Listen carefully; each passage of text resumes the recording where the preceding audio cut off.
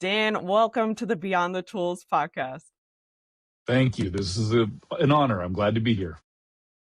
I am so excited that we get to do this because truly every time I talk to you is a delight, and I feel like you have so much to share. And I've really just scratched the surface, I think. So I'm really excited to be able to have a deeper conversation and share your incredible wealth of knowledge when it comes to this industry. Well, thank you. You're too kind. And I have been accused many times of having too much to say. So, stop me when you need to. I think we're going to be okay. So, Dan, having been inside more shops than almost anyone in this industry, what excites you most about conversations like that with contractors? Oh, man. I love the people component of this business. That's true of my own companies as well as every other one that I visit. Any company I've had a chance to connect with people. I got a text randomly from a friend in Philadelphia yesterday who I haven't talked to for months, and he was just like, "Hey Dan, how you doing?" Right, and that's it. Whether it's a 10-man mom and pop shop in some little town, or if it's a $50 million shop in a big city. It comes down to the people, and that really is what makes the difference in a business is the human beings that deliver whatever it is that business does. Yeah, absolutely. I definitely resonate with that because I think that's the best part of running a business is the people you get to meet, and in It particular is this industry. watching them grow, watching them develop, seeing them even push their way through struggles and come out the other side of it. Right? And I think sometimes we give up on people too soon. And Yes. it takes time, right? Our mission here at Charlton and Hill is support, protect, develop, right? And it's people centric. The entire thing is, and this is kind of what we say is that we exist to support, protect, and develop the human beings and their families who work with us, and that by extension impacts the community, right? We support, protect, develop our community. But we can only do that if we're doing that internally with our people, right? So we say that we're a human being, a people development machine that happens to be pretty good at plumbing, heating, air conditioning, and electrical work, right? And that's kind of the way we approach our work. And so we're very much about taking care of our folks, and our retention rate proves that we're doing all right. We keep people for a good long time, and it's a lot of fun. And I know we're going to talk a lot about leadership today, so I'm really excited to dive into that. But I love your story. I think it's incredible how you get started in the industry and full circle where you are today. So for our listeners, maybe you could give us the story of how Charlton and Hill came to be for you. Yeah, thank you. So the neon sign behind me, that's 1941, which happens to be exactly 85 years ago. So we're celebrating our 85th year. And I'm old, but not that old. So I wasn't here when it started. It started in 1941. For context, that was Pearl Harbor, right? And so a long time ago. And so I joined the company in 1993, in September of 1993, looking for a gap year job. I was going to go to college, become an electronics engineer, had my sights set on a career doing that, and thought that would have been a lot of fun. And I took a summer job. I was an installer's helper on an HVAC team. I had no idea what I was even getting into. My dad's an automotive mechanic. I've spent my life twisting wrenches, fixing things, troubleshooting. So it came pretty naturally to me. But I had no business being anywhere near a furnace. I had no training. I had no background. It was just a summer job. I was a helper. It took me less than a year, and they put me in a lead role because I'd come into the shop every morning. And this has kind of been the story of my life. I read voraciously. And when I feel like I have a gap in my understanding of something, I just go after books, and I read and I learn. And that's what I did. I came into the shop early on my own time.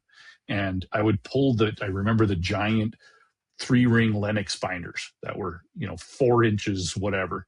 And I would just leaf through and read the instruction manuals, the installation manuals of these things. And so I pretty quickly became familiar with what we were doing, got pretty good at it. So And then I loved the business so much that I just didn't leave. And I would tell people I got a job at Charlton and Hill, and they were like, "Oh my gosh, don't ever lose that." This is like, Lethbridge is a small town. For context, back then it was probably like 75,000 people. Now we're about 120,000. It's still a small town, right? We're a small town that sort of behaves like a big city sometimes. It's kind of how I describe us. And for a company to be around that long in this kind of a marketplace, it's kind of a big deal. And so when I got the job here, people were, my friends and family just said, that's a terrific job. I didn't even know what it was. Charlton and Hill sounds like a law firm or a accounting company, right? It sounds like some kind of professional services company, which I really love. Yeah. And Charlton and Hill were the two guys that started. Malcolm Charlton was in roofing, and Pat Hill, our founder. The Hill in Charlton and Hill was, he was in sheet metal, and they started this thing together. And eventually, Pat bought out Malcolm, and Pat turned the company over to his son Jim. And after starting in 1993, I kind of I stayed in the business. I did service, I did sales, I moved into a management role. I kind of jumped all over the place. Then there was a window where I left, and I kind of did my own thing. Parallel to that entire time, starting in about 2004, 2002, I worked with Nexstar.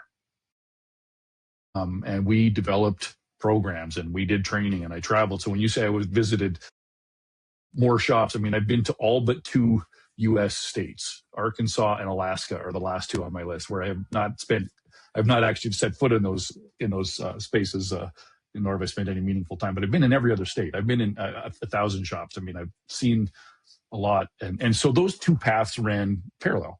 Charlton and Hill and Nexstar, and that continues to be the case. Not with Nexstar anymore, but keep doing that kind of work.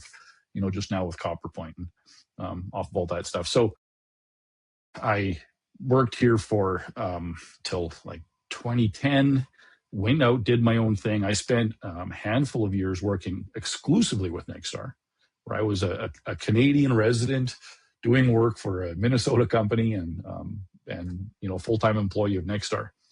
2020 brought that all to an end. Right. And all of a sudden I couldn't fly. I couldn't cross the border. I couldn't leave. And so I was just in Zoom calls 8 hours a day.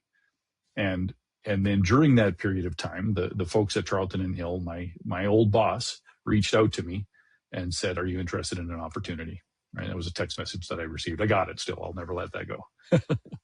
And of course I said yes. That's one of our guiding principles is say yes. And so I said yes, absolutely. I am 100% interested in an opportunity. And then one thing led to the next, and I ended up being able to buy the company out in 2021. It's a big company. So if you search Charlton and Hill and Lethbridge, you're going to probably find a roofing company, which is now called C&H Roofing. That was one of our branches. There's another company that's now called Bourne Industries, and they do commercial HVAC. They do custom fabrication. They're quite an interesting business. Chad runs a fun shop there. And then you got the whole welding business, Charlton and Hill Welding Ltd, which is another gigantic. They manufacture things for the oil field, and so that was all together under one roof. And then I managed to swoop in and managed to set up to buy out the residential home services business, and which is the space where I started, and full circle came back, and we're running it, and just did a rebrand for 85th year, and we're having a lot of fun. It's a lot of fun. We're honored to serve our beautiful communities here in Southern Alberta. That's incredible. And when you were doing all that consulting and coaching work with Nexstar, was that the hope for you eventually that you would get back into the business, or was it just stars aligned and it was a full circle and you had to say yes?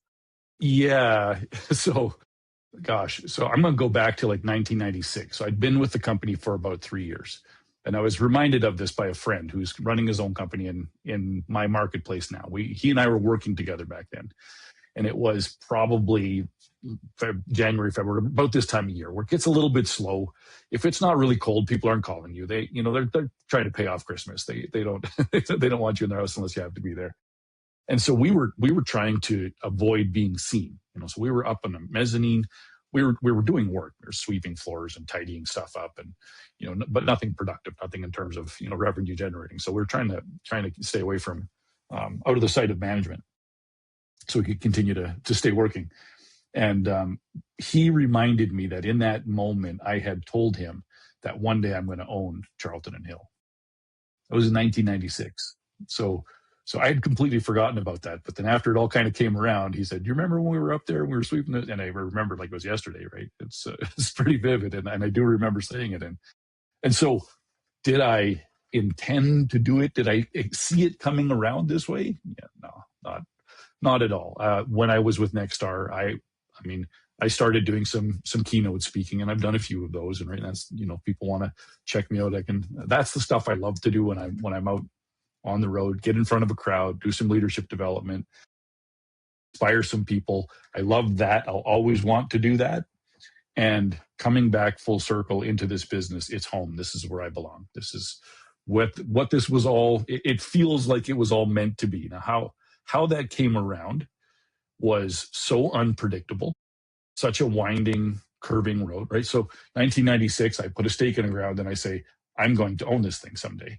And you expect, this is life, right? You expect that I'm just going to walk a straight line to the stake in the ground, right? And instead it goes like this, and eventually you get to the stake in the ground. So for the young people that may be, watching or listening to the podcast, put a stake in the ground. You just don't know, right? Like what goal have you set for yourself that's unachievably huge? Set it and start walking, and it'll go up and down, and you'll lose sight of it, and you'll forget you ever set it. And there's something about intention, right? And I think that's a powerful lesson that I learned through all of this, right? And I tell people, it only took me 25 years to become an overnight success. That's kind of that's it. No big deal. No big deal. And today we still struggle. We have our shares of ups and downs, right? It continues to be a winding road, and we've got our sights set on the 100th anniversary. So that's 15 years from now, which is really hard to believe. But we're gonna blink and it'll be here, and that'll be a fun time. I've got plans already. So.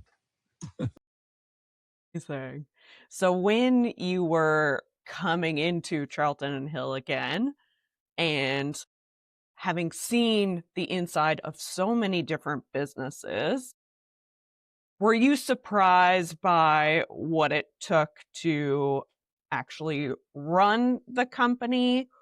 Or was it pretty well that you had collected so many lessons from seeing the insides of so many businesses that you had a lot of clear direction and knew what you had to do to be able to grow and continue to lead? Well, you know what they say, if you can't do, then teach. Right? And I spent a lot of years teaching and felt like sometimes, like, is that true of me, right? Have I been teaching so long that I'm not doing that, can I actually do it? And despite having written every program from sales to service to management and taught all those programs in very successful shops, and having observed them executing on those programs and being successful, right? The proof is in the pudding, right? They actually did it and got results. Doing it on my own was a very different experience. I remember taking my own team. It was January of 2021. No, it would have been January of 2022. And we had just gone through our own internal training, similar to that which I had done on the road in 1,000 companies over 20 years with Nexstar. And my routine when I was on the road was I'd train for 3 days and I would just pour it all out, and I'd be exhausted. By the end of the 3 days, I'd leave the training, I'd go to the airport, I'd find somewhere where I could sit down and have a bourbon and just celebrate that feeling of having left it all on the field, right? Like I had truly just done everything I could. But I could just turn it off, sip a bourbon, get on an airplane, go home, right? And it was this transition back to reality and go back to home and all the other things. And I remember getting to the end of the training here, with my own team. And there was, I think, 18 of us in that training. I'd shut the whole company down early January, so it was a good time to do it. And we did our training, and we got to the end. And I remember closing out on the session like I normally do. I do some, fairly significant inspirational closers, is what I like to do. And I had done that, and then I had nowhere to go.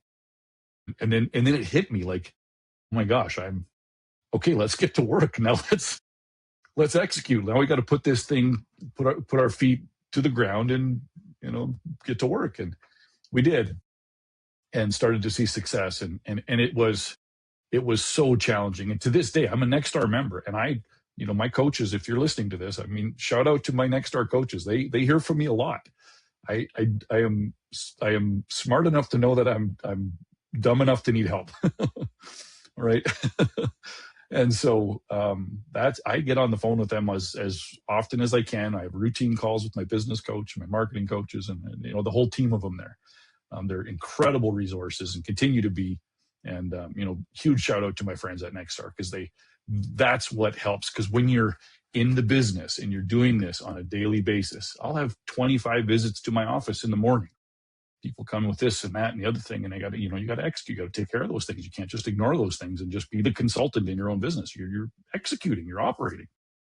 And so having those coaches, having someone to see the proverbial forest, because I'm stuck in there in the trees, that's been the key for us. How we implemented our daily huddle, that's modeled after Nexstar's training, putting the 8 laws of operation into place inside the business. Those are difficult, and we keep coming back to those, and we think we've got them. I've taught them so many times. I've helped people execute on them, but 5 years into it, and we're still like, here's a handful, and we review them in our leadership meetings on a regular basis, and just evaluate how are we doing against our 8 laws. And we have a lot of work to do. There's still a lot to get done.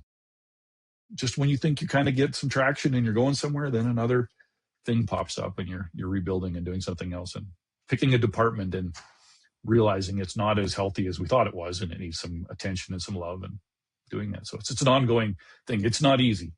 Yes, I know what to do. I've seen it in action. I know where to find answers. All of those things are a massive advantage for us. Nothing ever replaces execution. You have to do real work. It's the bottom line. I love that.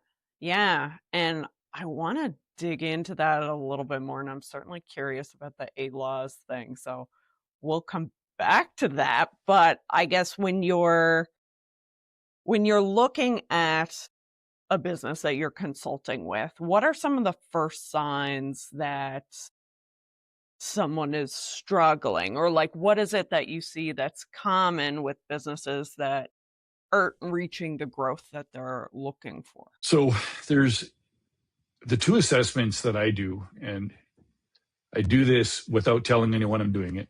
So I'm going to let out the secret sauce here just a little bit. Yeah. If I'm coming to visit your shop, just know I'm going to be looking for these 2 things. First of all, it's just the general state of the building. Because I really believe, and I'll give this shout out to Kenny Chapman, Blue Collar Success Group, who said this when I was in a training, when way back in the day I was in a training of his, and he said, "How you do anything is how you do everything." And that's a quote from somebody else, right? And I believe that's true. It kind of made me mad when he said it back then, because it hit a little too close to home. And I've learned that when somebody says something and it makes you a little upset, then just pay close attention, because it's probably touching a nerve that you need to actually examine. So I did. And so the first thing I do is I just observe, and I just take a look, and like, what's the state of the shop? If it's general chaos, like everything is everywhere, I'm like, okay, I got it. I know what to expect. And that's consistent. How you do anything is how you do everything. On the other hand, if I go in and it is pristine and everything is in its place and there is absolutely no room for error, well, that tells me about leadership. That tells me a lot about leadership. And I'm probably, people are, in Canadian language, they're holding the stick a little too tight, right? Great analogy. And so you want to be somewhere in the middle. And a messy shop doesn't mean an unsuccessful shop. Doesn't mean a shop can't grow. It just is a sign that there's potentially other things, and it will steer my line of questioning, when I see that kind of thing. So that's the first thing. I just observe the state of what I see in the operation. And then the second thing I listen for, and I listen for this, and Tribal Leadership is a great book to teach on this. leadership skill, and that is the language around how we speak about one another in the shop, especially when we're not there, right?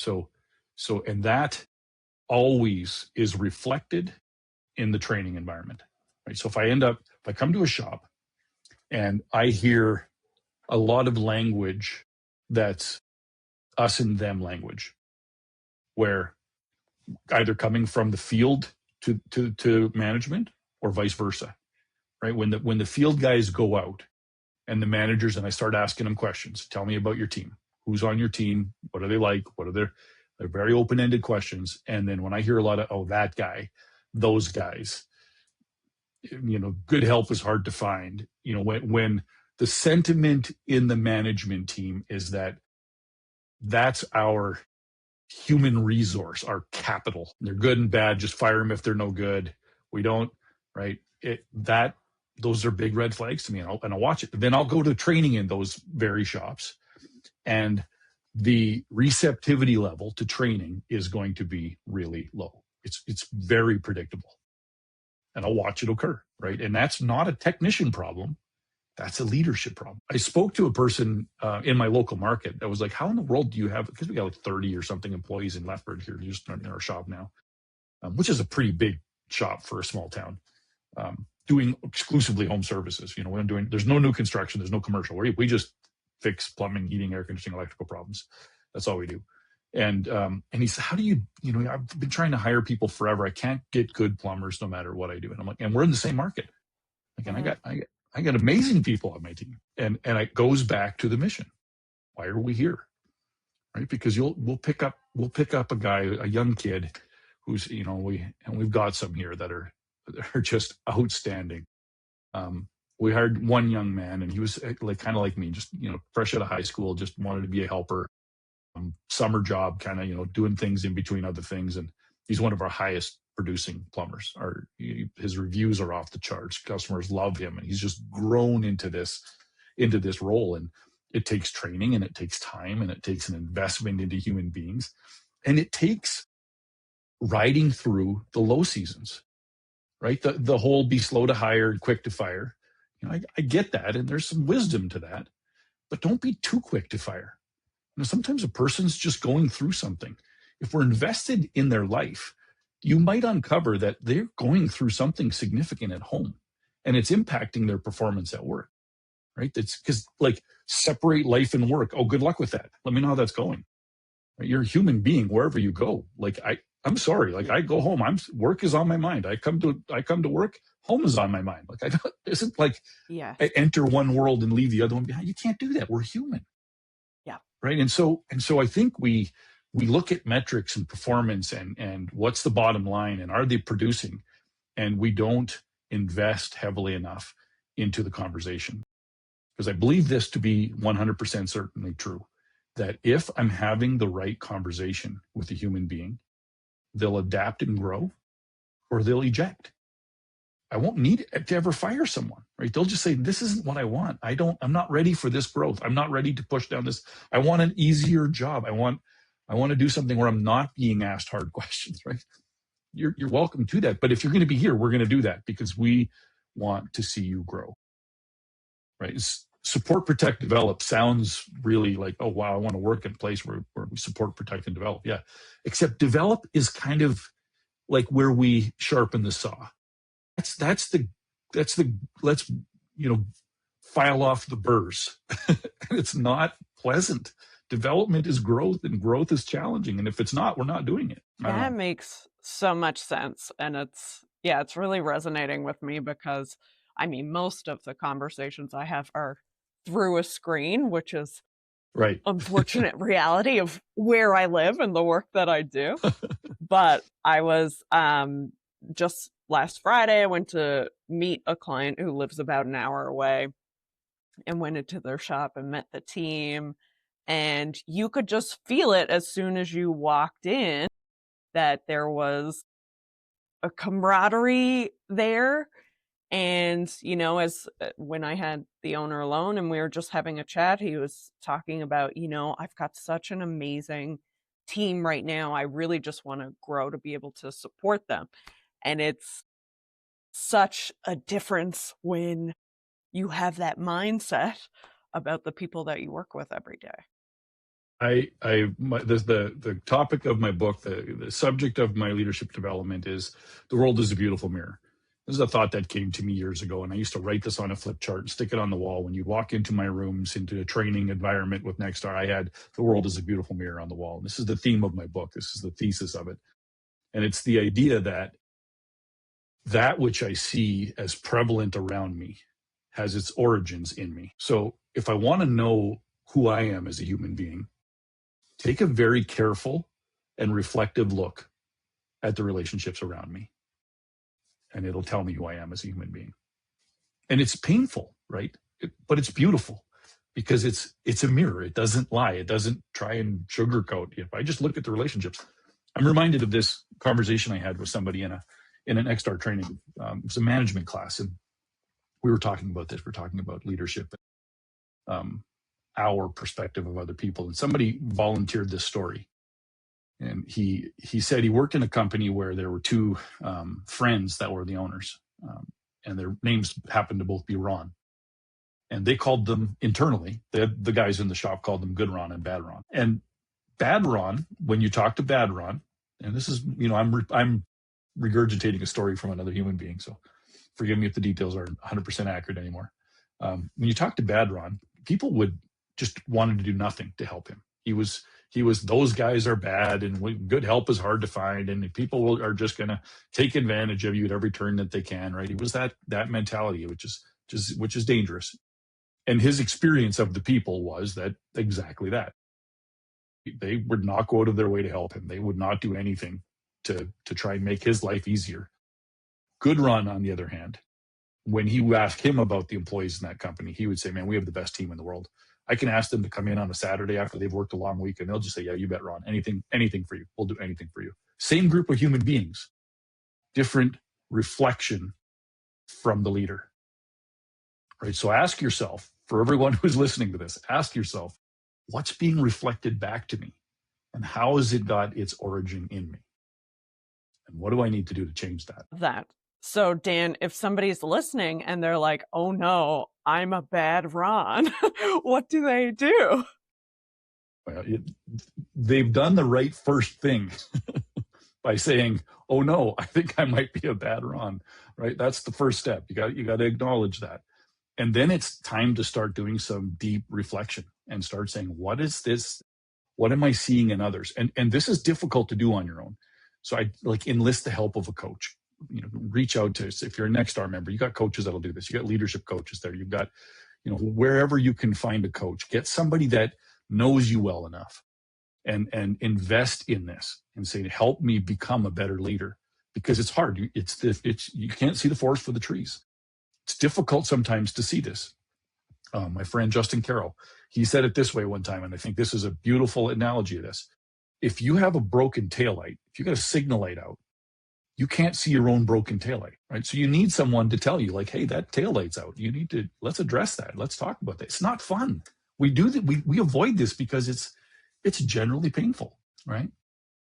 And growth happens when I move in the path of my discomfort. So if you're finding yourself saying, oh no, I think I might be a bad Ron, that's a beautiful place to be.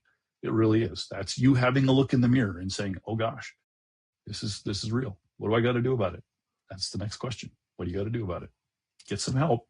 Start digging. I mean, that's 3 days of content, Crystal. We could do that, but I don't know if we have time on this podcast.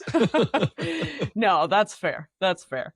So, okay, so let's talk about leadership a little bit more deeply. I know you've said when we were chatting the other day that ultimately it's about modifying the behavior of other people, which is a bold statement, but absolutely makes sense. So can you unpack for us a little bit what you need to do for leadership to actually work? Yeah. So leadership, I mean, the definition of leadership is a subject of much debate. Usually when you ask somebody to define leadership, they will give you a quality of leadership, but not a definition of it. right? Leadership is influence. Okay, well, that's a quality of leadership is the ability to have others do things without you having, okay, that's a quality of leadership.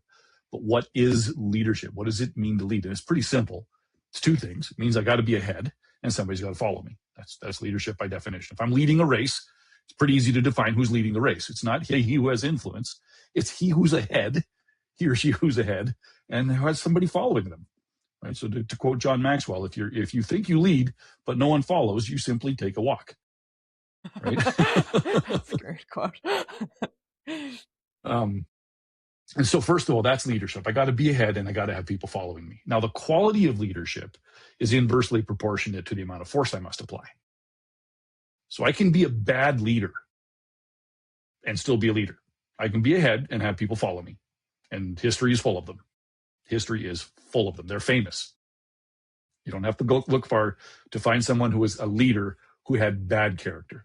So the quality of my leadership, the higher my quality, the less force I need to apply. And so the game then becomes, how do I, as a leader, remove force and improve the quality of my leadership?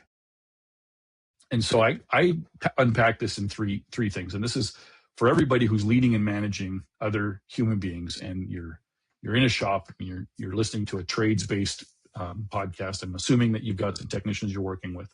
We give you a framework to think about how to lead those folks. And it's not an easy one to do. So the first piece is you need to detach yourself from the need for their approval. Okay. So I don't need you to like me. That's hard. That's really hard for some people. Right? I don't need you to like me. Okay. Well, does that mean that I don't need to be your friends? Like, no, actually I have a lot of friends here. I have really good people. We're very close friends, but the criteria isn't that they like me. That's not the first. Like I will subjugate that to the next criterias. Okay. So I need to detach myself from my need for their approval. Then I need to get genuinely invested in their success. Okay. And you can't fake genuine. I can't pretend to be genuinely invested. If I don't actually care about the development of the human beings around you, don't pass go, don't collect $200. You're not going to go any further than this. They're going to see it. They're going to feel it. They're going to know it. It's like, I'm just a back upon which you can throw work so that you can build whatever life you're trying to build for yourself. Right. That will become so apparently obvious. It's one of the challenges that private equity has faced, across the nation. Like all of a sudden we have owners who aren't there anymore. And like, what am I doing? And what's the purpose of this? And how, right? And all of a sudden, if that starts to disappear, now I've just become a number, and I'm just a producer of revenue for a conglomerate somewhere, right? So there's an additional challenge which can be overcome. Where, again, if the leadership, even in a private equity group, says, "I care about the development of the human beings," that's number two. Number one, I don't need them to like me. I don't need their approval. Number two, I actually care that they grow and develop. And then number three, I'm willing to push them into discomfort to get them there. You need all three. Because if I don't genuinely care, then my pushing them into discomfort is for my own benefit. And they'll feel that. The world is a beautiful mirror. They'll know it. They'll feel it.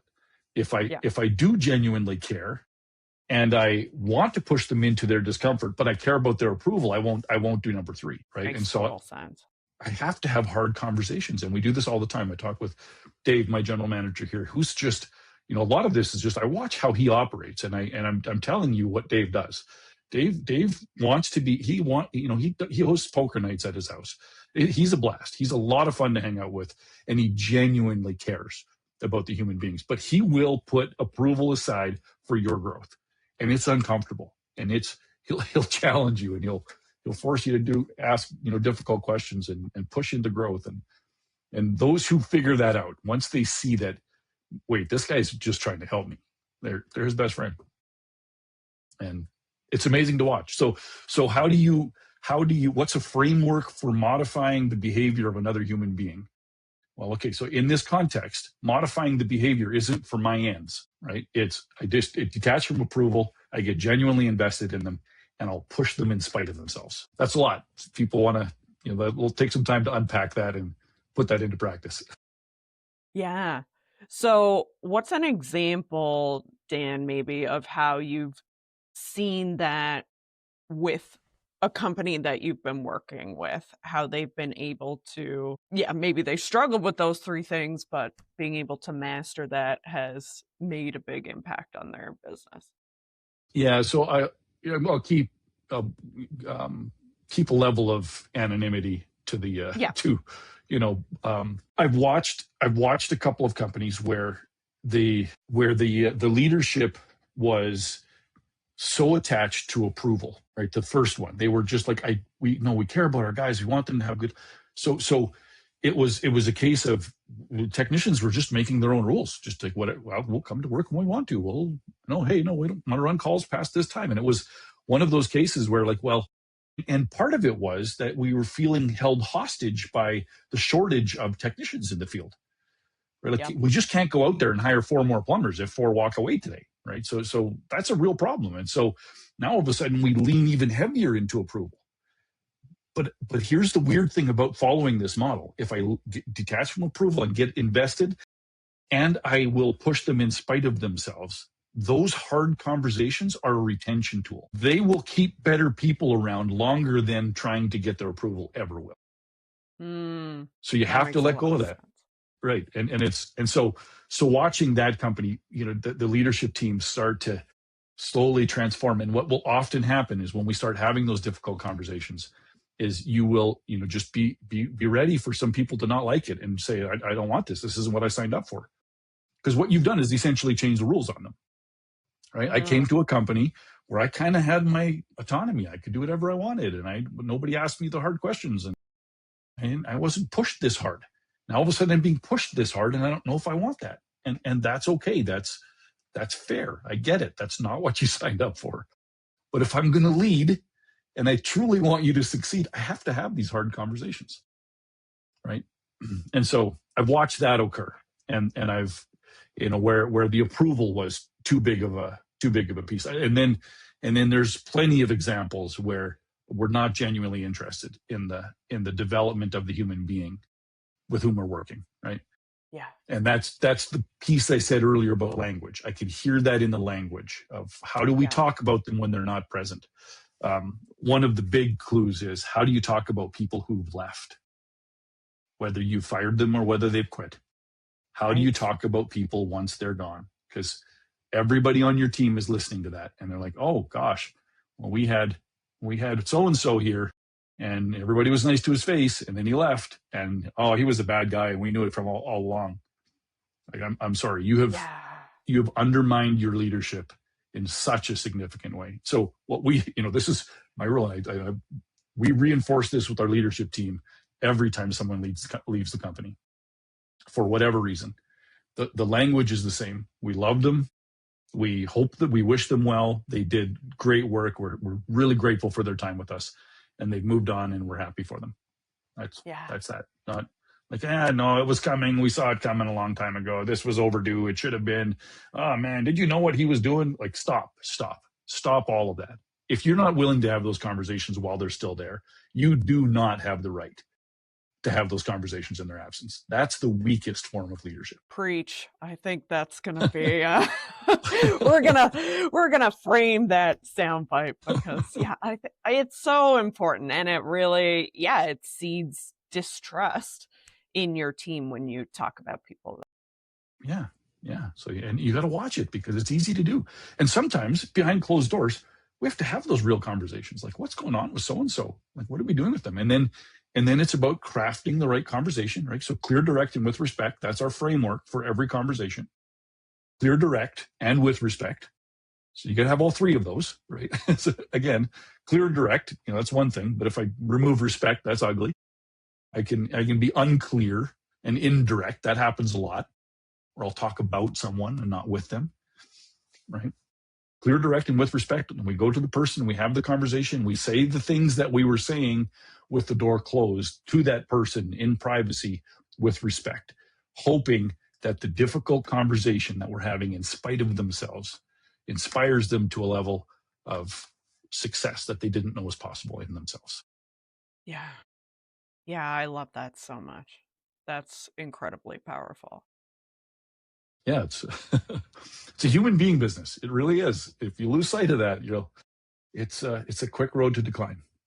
Yeah. And So, Dan, with everything that we've talked about here in terms of true leadership and what that means, what do you think? What do you wish that more contractors understood about the real secret to growth? it is 100% the human beings in your organization. It's your commitment to seeing them grow. Back to that genuine care for their success. In that January of 2022 training that I did with my own company, we went through and did all of the training things that we did. And in that space, I wrote our company mission. And we didn't pull in a consultant, and we didn't spend weeks, navel gazing and figuring it out. There's a place and a time for that. But we were in that moment, and I was working with our people. And this actually happened after I had the, oh shoot, I have to stay now moment. Yeah. Right? Like, oh gosh, now this is real. And I don't just get to leave and then call the manager next week and ask him how it's going. I'm the manager. I'm doing this now. So I had that moment, and then I stopped and I said, I'm gonna add one thing. I want to ask the question, why are we doing this? Why am I here? Why did we spend this time together? Why are we focused so heavily on treating our customers with world-class service? Why the 8 laws? Why are we doing all this? Why does it matter? And I wrote 3 words up on the flip chart: support, protect, develop. This was unrehearsed. I didn't have this planned. I wasn't going this path. And I said, folks, this took me 5 seconds to write and 25 years to figure it out. So what's the secret? For me, it's just been this insatiable desire to see other people win. Yeah. We have a goal to become Canada's biggest privately held trades organization, employee owned. I want to see all these young men who are putting their time and effort in have an ownership stake and watch their fortunes grow as they continue to do this great work and invest in themselves. And that's support, protect, and develop. We live that out. It's not a motto on the wall. It is lived out. I have the original flip chart paper I wrote that on. I kept that because that was a pretty important moment. So what's the key to success? It's how do you view the people around you? And this is leadership, right? This is what it is. I don't know why or how I stumbled into that world. I guess I've read far and wide. I think having visited a bunch of shops and seeing how in some cases that was the case, in other cases it certainly was not. And I could watch that happen, and I saw it, and I just said, I don't ever want to be those other shops. So let's get this one thing right, and then let's build around it. Then that's why it's so central to who we are as an organization. Support, protect, and develop. Are our customers number one? They can't be. They can't be number one, because if I don't make my team number one, my customers I will lose my team, and I won't be able to make my customers number one. The path to making customers feel amazing is having amazing technicians and an amazing team, right? And that's a reflection of leadership. The world is a beautiful mirror. They are a reflection of your leadership, ladies and gentlemen. All of you who are listening and watching this, just take a good, hard, and sobering look in that mirror and ask yourself, what must I do? That is so powerful. And I always say I've had, over the last 12 years of running this company, which in some ways feels like a lifetime, in other ways feels like I just started. But I've had instances where we've lost all our clients or we've lost all our team. And I would lose all my clients every day rather than going through not having a solid, happy team. Yeah, you can't. If you get a 1-star, when we get a 1-star review, I take that so incredibly personally. I don't look at a technician and say he did a bad thing. Like, well, how are we leading this person? Especially if it starts happening, like if it's a repeated thing, right? And so those always inform leadership, because that's a reflection of us, right? The world is a beautiful mirror. Yet if the technician's creating a bad experience, what's his experience? It could just be that he had a bad day. That's possible. It could just be that something didn't go right on that. But I'll never allow that to be our last resort. I'll always say, let's first start by saying, what have we done? When was our last one-on-one with that technician? What was the temperature of that? How was he doing? How is she feeling? What's going on in her world or his world? We don't know. Well, okay, well, now let's own that. Let's find that out, right? That's what the one-on-one is there for. Let's support and protect, develop our human beings. So yeah, it is. Your clients will tell you the culture of your team. And that's that's a so it's a great reflection point. Yeah, absolutely. Wow. Well, I think that's a beautiful note for us to end on here, Dan. And I know our listeners are going to want to connect with you. So, what's the best way for them to learn more about you? So the easiest way, go to danieljfriesen.com. And that's my public speaking website. It's just a simple way to connect with me, and not, I don't care about followers on the web. I'm not trying to build an empire with that. I'm pretty passionate about this, as you might be able to tell. Jump on the website, send me a form or an email. There's links on the website.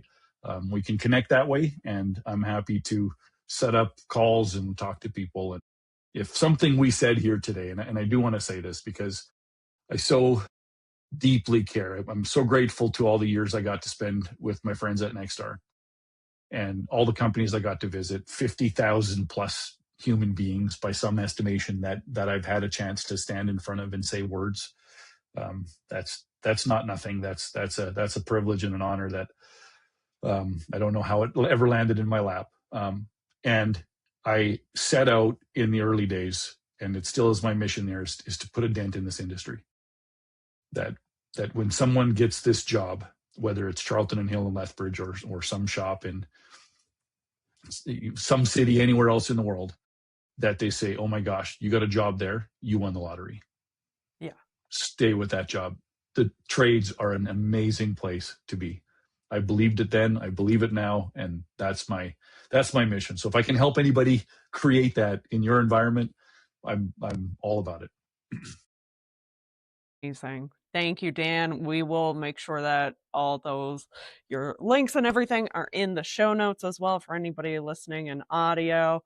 But this has been an incredible conversation. And I don't think it'll be our last here on the podcast, but I No. truly appreciate everything you've shared here today, Dan. And I'll throw this little final plug in. I'm going to have you as a guest on my podcast. My upcoming podcast is going to be called Whiskey Glasses, based on the Morgan Wallen song, where I don't want to see the truth, right? I'm going to need some whiskey glasses. And so we're going to dive into what is the truth. And we'll live in the space of having some very fun conversations while we sip a glass of whiskey. So that's coming soon to a podcast distributor near you. Stay tuned, and I'll have you on that one. It'd be great to have you as a guest. I would love that. I cannot wait. Thank you, Dan. You bet. Thank you.